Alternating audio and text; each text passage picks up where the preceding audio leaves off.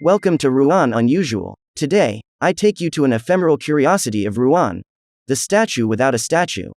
Located on the Général-de-Gaulle square in front of the City Hall, this equestrian statue of Napoleon I was still visible before July 2020, but since then, and until further notice, it is still under restoration, and for the moment, you can only observe the base, quite alone without its statue.